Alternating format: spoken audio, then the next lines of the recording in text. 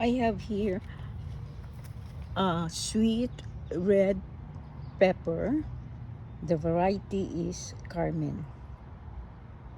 The fertilizers I'm going to use are all-purpose fertilizer, triple 13,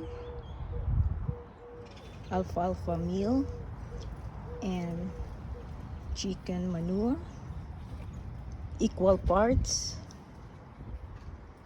I put half cup of the chicken manure and half cup of the alfalfa meal.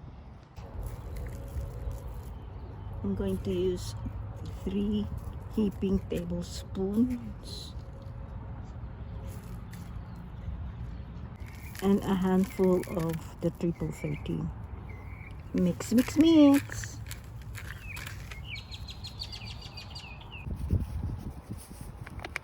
Press all sides of the container so that you can release the plant easy. The bottom stem has a curve, so my new soil level is going to be up to that thing.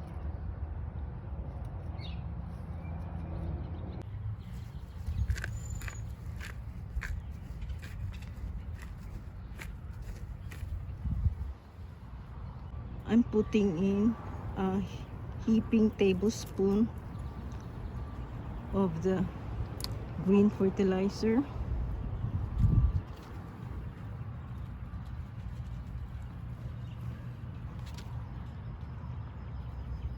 You have to center the plant.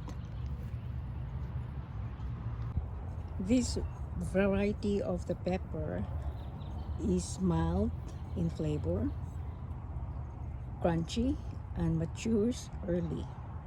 If you're gonna plant this in the ground, the spacing should be around 18 to 24 inches, and they need full sun. Peppers need about 6 to 8 of sunlight so that they can produce fruits. After 2 weeks, I'm going to fertilize it again with the alfalfa meal and chicken manure mixture because I'm concentrating on letting the pepper grow big. I also have the sweet banana, Carmen,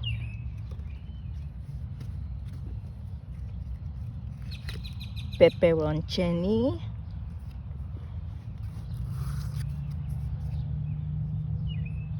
pimento,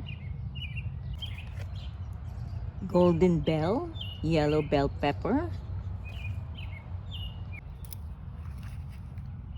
snacko bell, red,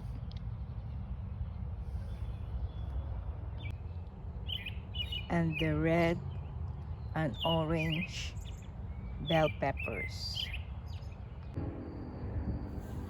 I'm going to make a hanging basket of flowers using Snapdragon. This is an annual variety of Snapdragon. A handful of triple 13 fertilizer, 1 heaping tablespoon of my alfalfa meal and chicken manure mixture. Mix. There are 6 plants. The color of the first row flowers is pink, the second is yellow, and the third is fuchsia. This area is where I'm going to attach the handles. So I'm going to plant this area,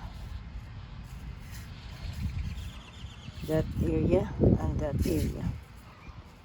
I'm going to move 1 pink flower and then into the yellow, The yellow with the purple. Oh, what do you call this? Called fuchsia. I always forget fuchsia. And another fuchsia is going to be with the pink.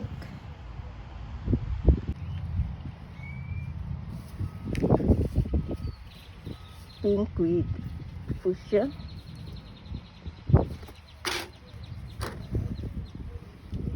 Yellow and pink. Fuchsia and yellow.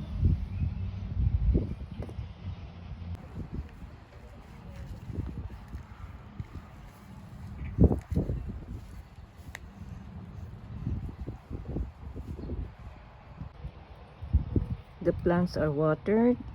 Now I'm gonna do the attachment.